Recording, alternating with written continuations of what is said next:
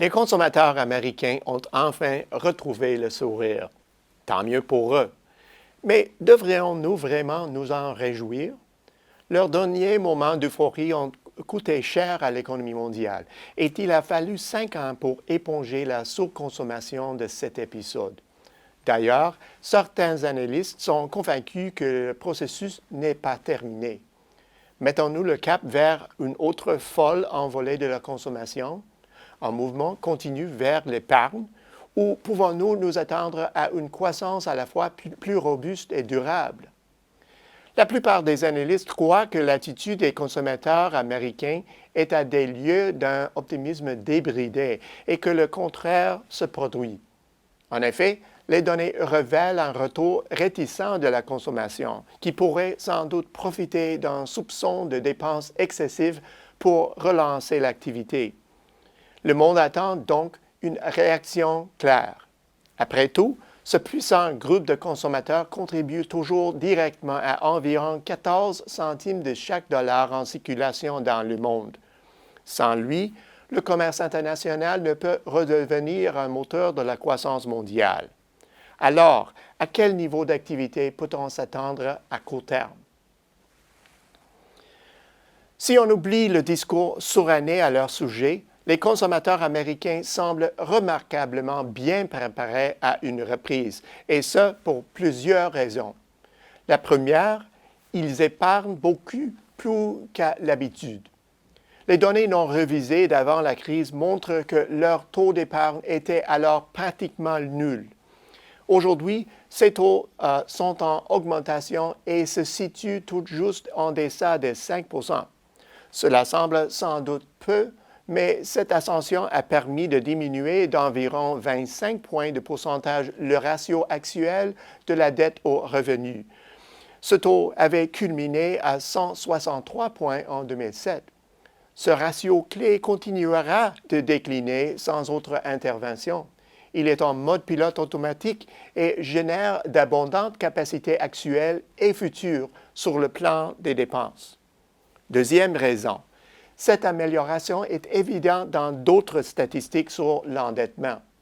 Les taux des prêts en souffrance ont monté en flèche au début de la crise, incitant certaines à déclarer que la décennie était perdue, voire pire encore.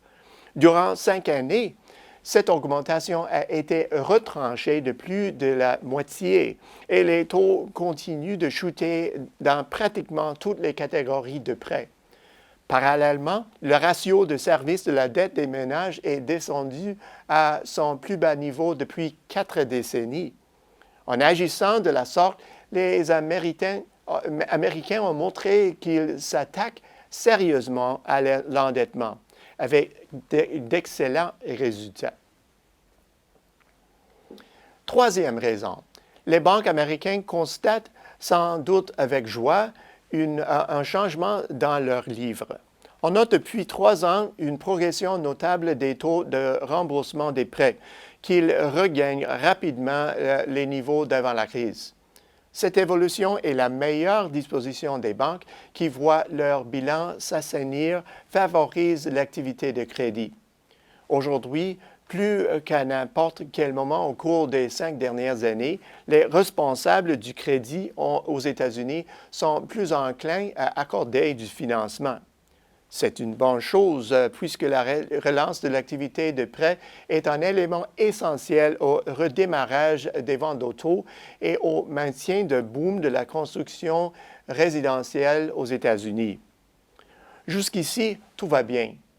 Mais les analystes répliquent que le réveil de la consommation, telle qu'elle est mesurée aujourd'hui, est alimenté par du crédit qui n'a jamais été si bon marché. Leur crainte, que la hausse imminente et inévitable des taux d'intérêt vient grandement menacer la reprise naissante. Ils ont peut-être raison, mais le resserrement des conditions de crédit accompagne presque toujours les reprises économiques. Et l'histoire nous dit qu'il provoque rarement leur interruption. Pourquoi?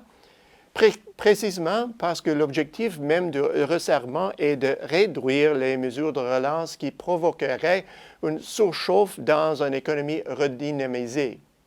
Tant et aussi longtemps que la reprise permet le redéploiement des capacités excédentaires à un rythme viable, les hausses modestes des taux d'intérêt ne devraient pas présenter une menace. Les conditions semblent ainsi réunies pour un embelli durable de la consommation aux États-Unis.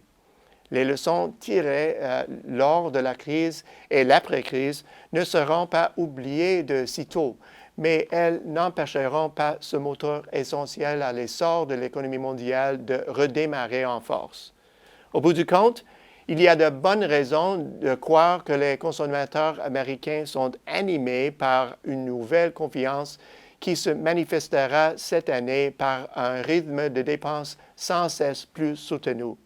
Il est aussi réconfortant de voir qu'ils éviteront de foncer tête première dans les prémices d'une crise, de consommer de manière effrénée et d'abuser du crédit. Voilà une très bonne nouvelle pour une économie mondiale qui nourrit de grands espoirs en 2014.